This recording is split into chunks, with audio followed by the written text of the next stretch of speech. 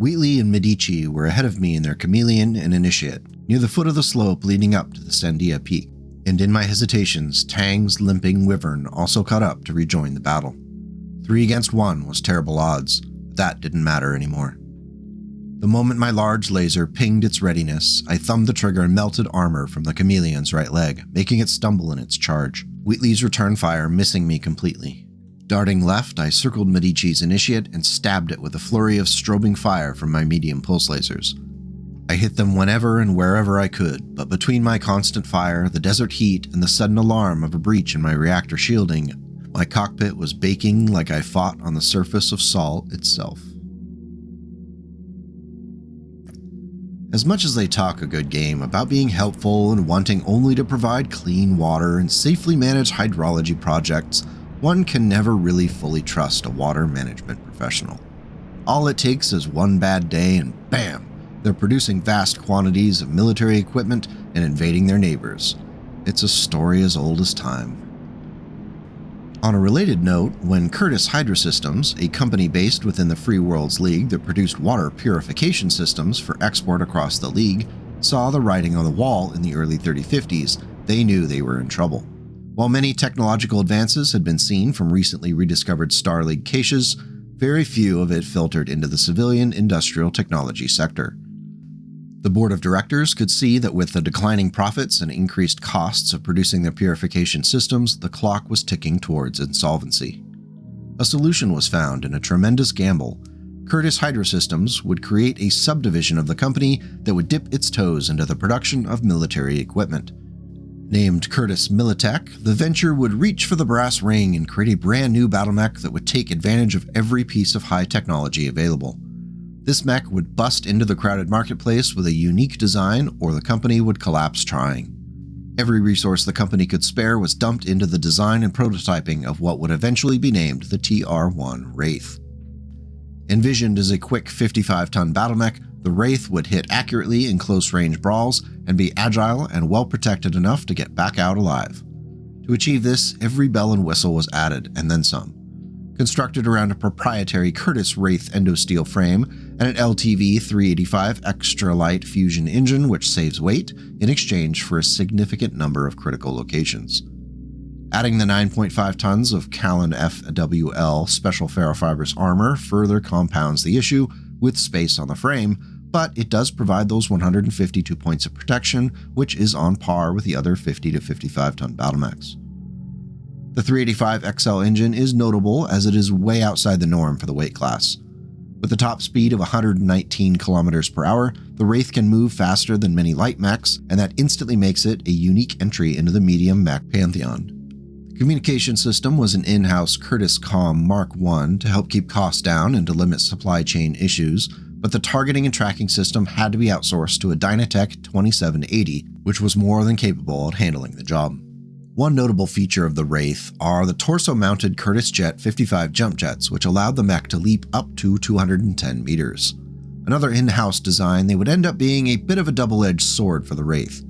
Curtis Militech saved money in their use, and they could be specially tailored to maximize thrust and limit waste heat. Unfortunately, if you've ever owned a German automobile, special parts that cannot be swapped out with generics can be hard to find and very expensive when you do find them. Early critics of the BattleMech often brought up the specialized parts in their reports on the Wraith, and it became such an issue that Curtis created a tantalizing warranty program and even shipped a good number of replacement parts along with each mech shipment. So far, we have a very fast 55-ton mech with good armor and excellent jump jet distance. That about wraps it up, right? Big thanks for coming by today to talk BattleTech. Let's talk about the weaponry. As always, opportunity cost is in play. With all the strong elements so far in the Wraith, the cost is due in the amount of weight available for weapons. Unfortunately, with only 11 tons to play with and a very limited number of critical locations open, the designers worked with what they had available. In the right arm, a Tronel 13 large pulse laser is going to be doing the bulk of the damage in a fight. Backing it up are a pair of Tronel 12 medium pulse lasers for close range brawling. That's it. Pretty cut and dry.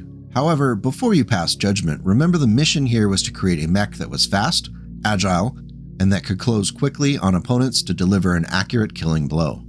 So if that's the goal, I think the Wraith does a pretty good job. A 21 damage Alpha Strike is not absolutely horrible, and if you do make those shots count while staying on the move, the Wraith could prove to be a hard mech to take down before the damage consistently adds up with those accurate lasers. Now, as far as heat goes, the 10 double heat sinks are going to be inadequate for firing all the lasers if you are leaping great distances with the jump jets. I would recommend that most of the time I would hold off on one of those lasers in the turn in which you're leaping those great distances into battle. Without jumping, the Wraith runs cool and alpha striking isn't an issue.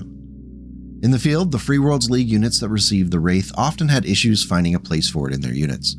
It's a niche mech, and as 55 tons it could scout and brawl but lacked the firepower to really bring down other medium mechs consistently, and it resulted in lukewarm or negative feedback in battle reports. Without at least one piece of long-range weaponry, the Wraith Mechwarriors were pressed to always rush forward in battle, which made their actions predictable. Only when Curtis Militech sought new markets outside of the Free Worlds League did the Wraith really start to gain traction.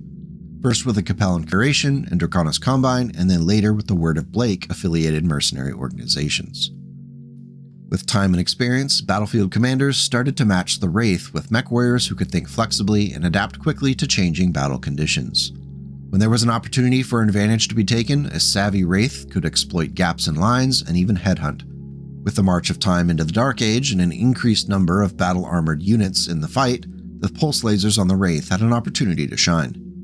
In one example, while bandit hunting in the Chaos March, a battalion of Hannibal's Hermits employed their Wraiths to great effect, pinning a band of the enemy with circling fire. The rest of the mercenary unit was able to flank the position and pushed in, wiping out the bandits. Variants of the Wraith are somewhat limited. Curtis Militech devoted itself to the original and produced tens of thousands of spare parts that are easily found throughout the Free Worlds League, Capellan Space, and into the Draconis Combine. Unfortunately, the use of Innersphere Endosteel, the XL engine, and ferrofibrous armor makes tinkering with the internals an expensive and lengthy process. Even just adding a single additional heatsink would require some considerable battlemech Tetris and cutting something important like the jump jets. Still, there are some variants we need to discuss. The Wraith TR2 is a field refit that has become common since it was first spotted in 3057. It is identical to the original, except that the large pulse laser is swapped out for an ER PPC. This provides the mech with an all-ranges punch at the cost of heat and accuracy. It's a side grade for sure, as the role that you intend for the Wraith could be drastically different based upon the loadout. The original mission of the Wraith was to get close, hit accuracy and reasonably hard, and get out before you're blown to bits. The TR2 gives that up a bit with a less accurate weapon, but it can also act as fire support at great distance or as a mid-range sniper. If you have a preference for one or the other, let me know what you think.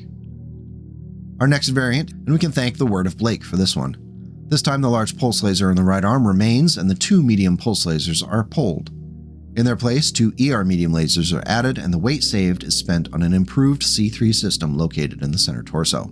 I don't really have too much to say about this one other than the ER medium lasers do actually pair pretty well with the large pulse laser due to their similar range brackets. But unless you're running a C3 focused force, you could probably pass on the TR3. Our next variant is known as the TR2X or Alexander Wraith. In 3076, a heavily modified Wraith chassis was introduced by Zellbriggen Stables based out of Solaris 7. With access to a good supply of clan and Innersphere technology, the TR2X was turned into a running and leaping death machine. The original Innersphere XL engine was swapped out for a clan version, which bought some space in the mech's crowded internals and improved its durability under fire. The ferrofibrous armor was also upgraded to 8.5 tons of the clan version as well. Though neither of these changes impacted the 11 original tons for equipment, it did open enough space in the left and right torsos for the installation of a partial wing.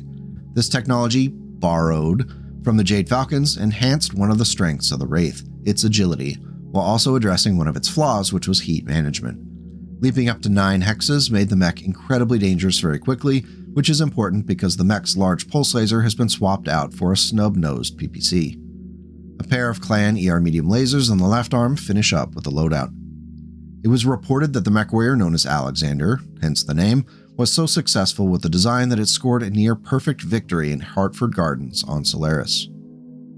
The Alexander Wraith is an interesting take on the mech and it definitely highlights the space advantage you get with clan technology.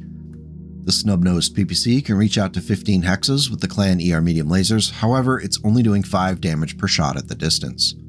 Only when you're within 9 hexes are you grabbing that 10 damage sweet spot. So like with the Wraith TR1, you're going to want to use those jump jets and run speed to get as close as you can, as quickly as you can, to your target. The Wraith TR5 is our Dark Age/Ill Clan variant, and it's definitely a unique take on the design. Debuting in 3140, the TR5 has a downgraded XL engine, which drops the mech's speed to 6, 9, and 7. Though it does add a supercharger which can boost the run speed back up to 12 hexes, or 129 kilometers per hour. The TR5's endo steel frame is upgraded to an endo composite, which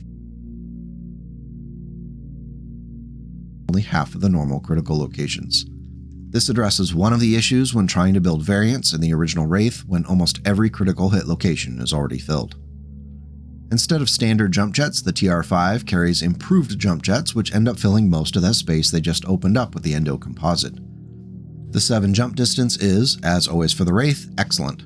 As far as the weapons loadout goes, the TR5 benefits from the X-Pulse laser technology with the installation of a large X-Pulse laser in the right arm and a pair of medium versions in the left arm.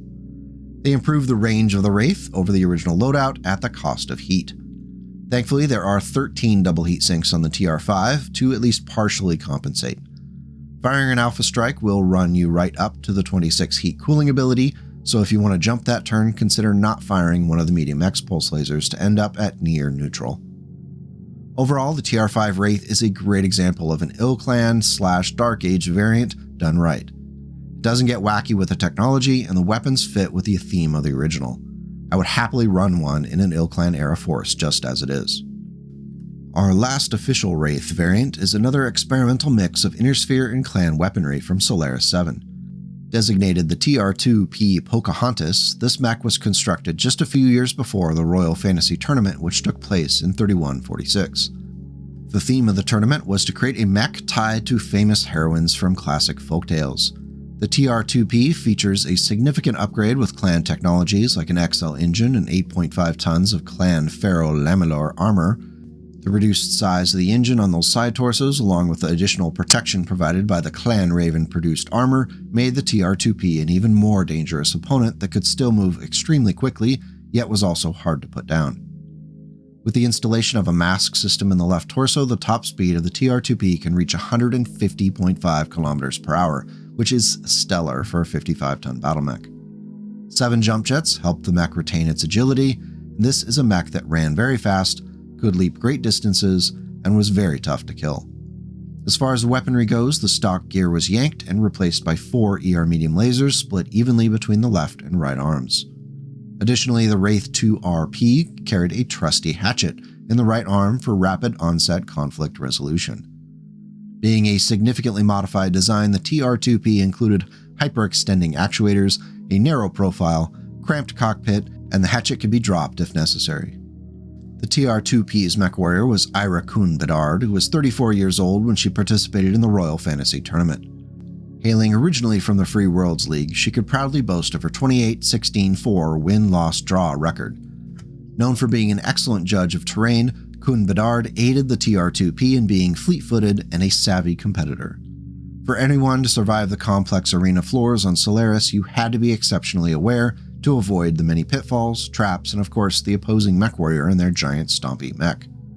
Ira Kuhn Bedard and her Wraith would appear to have a bright future ahead of them on Solaris 7.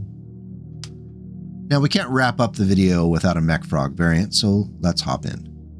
Premiering in 3151, the Wraith TRMF is a mixed Inner Sphere and clan refit which takes advantage of a good number of clan tech options to create a potential slayer of light mechs and any combined arms, infantry, and light vehicles that might be on the battlefield.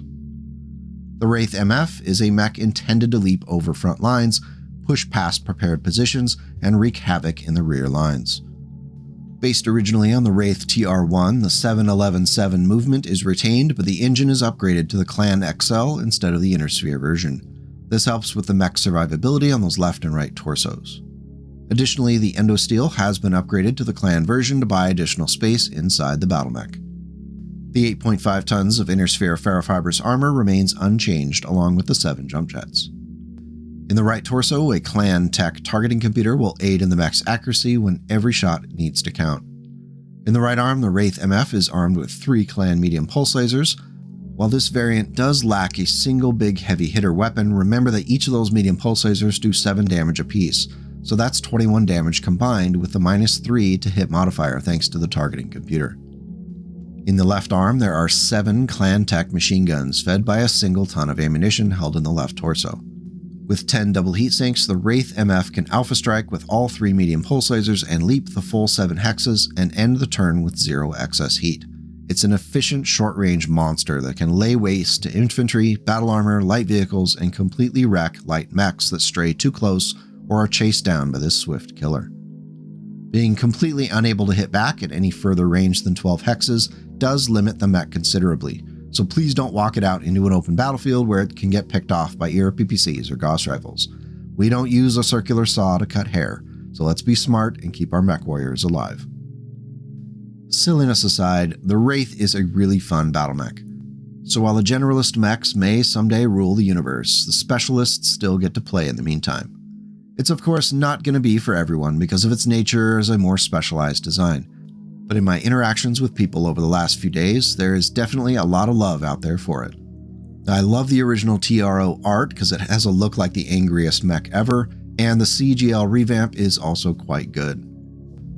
Do you have a favorite Wraith variant or homebrew field upgrade? I would love to hear about it. Do you think it lives up to the hype and is worth the C-bills? Are you on Team Wraith, or is that a mech that you completely forgot about? Let me know. As of earlier this week, we are less than 500 subscribers away from hitting the 10,000 mark, and it's pretty exciting. It's great to see other BattleTech YouTubers growing along with the community. 2023 has been a great year for the game. Thank you all for coming out to chat about BattleTech today. It's a true honor to be in a place where I can make these videos and hopefully be value added for the community. If you thought the video was worthwhile, hitting the like and subscribe buttons is a mostly painless way to let me know I'm doing well, and the YouTube algorithm will be happier as well. Another thanks to the channel members who go above and beyond to directly financially support this and all other content on the channel. I cannot do this without you, and I appreciate it. Until we meet again, take care and go make the world a slightly better place today and tomorrow.